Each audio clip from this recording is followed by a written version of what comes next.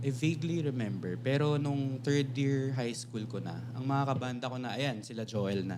Yeah. Sila Joel, sila Chong, sila CJ, Drummer niyo yun, syempre. Malupit Clemente, yun. ayan, Mga sila na. magaling yun.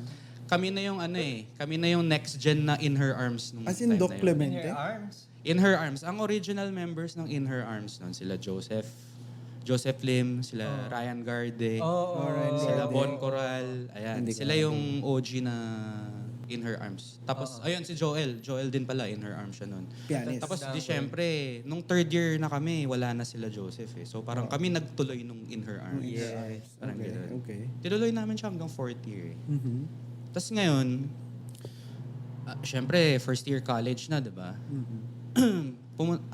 Sa ano ako sa UANP ako nag-aral.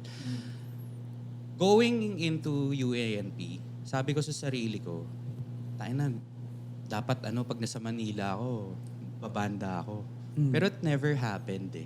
Why? No way. No, it never happened. Kasi, di ko rin alam, pero Nag-NDA ads ka. nung nasa nalulong Nag-NDA ads ka, pre. Yun ba yung Panahon yun nangyari? ng ads nun.